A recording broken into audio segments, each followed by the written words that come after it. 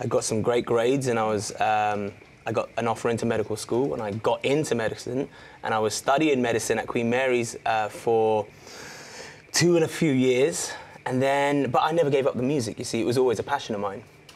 And then out of the blue, I got a record deal. Well, so how was you able to juggle studying medicine and this music career and getting a record label? How were you able to do that? It was, that was like my pastime. When other people would go and they'll play football or whatever, for me, I'd go home and I'd write songs. So there were people on the streets, the cool kids who knew who I was, but there was no mainstream activity about it. And one of the songs that I put out that the streets knew about, when I just happened to put it up on iTunes because I thought, why not?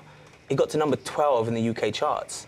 And I got offers. I mean, was that a struggle for you, getting that record deal, being taken seriously as an Asian man, but getting into hip-hop and R&B? Did they try to pigeonhole you elsewhere? Yeah, I think that's the most difficult thing for any artist, really, is to keep your brand intact. And that's something that I've been aware of my whole life. Because, you see, you have to understand, for me, I didn't give up a respectable career as a doctor to become just famous for anything. That's not what I'm interested in. I wasn't interested in being famous. I was interested in putting out great work, to be respected as an artist, for people to go, I'm proud of having Jay Sean on my iPod, you know what I mean? But the thing is, because obviously I'm one of, not even a handful, of British Asian pop stars who are mainstream, of course I was always tagged British Asian singer Jay Sean as opposed to pop R&B singer Jay Sean. So then, and it's not that I'm opposed to representing England and the Asian background. Of course, I love that, but we see not everybody sees it like that. Some people see the tag and go, oh, maybe he sings in like Punjabi, or maybe he sings in Hindi, or maybe he does Bollywood music. I don't know. So they don't even listen. They didn't give it a chance. How was you able to take yourself out of that box and say, actually, no, there's more to me. This is who I am. I am hip hop. I am R&B. Right. I think the song "Ride It" did it for me. When I dropped "Ride It," not only did the Asian community, who had already heard about me for years, not only did they love it, but also the black community and then the white community and all other races and cultures who never would really hear my music got to hear about it. They loved that song. It became such a big hit for me that song actually got me noticed by the CEOs of Cash Money in America.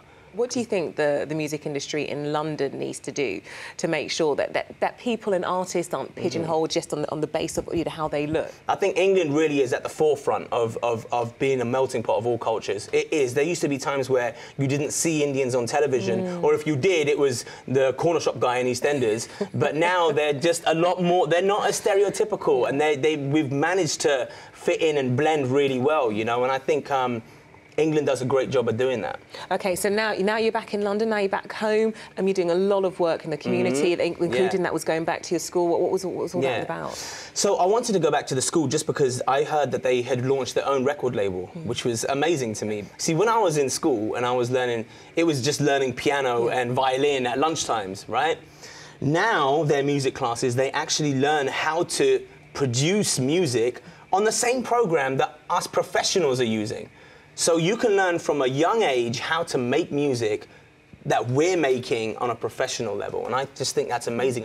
And now you're back home, and where you're staying with the folks and their family? With the family, man. If I came home and went to a hotel, let me tell you, my mum would be like straight 2 backhands on my face. She'd be like, really? You're going to keep my granddaughter away from me? Like, there's a room there.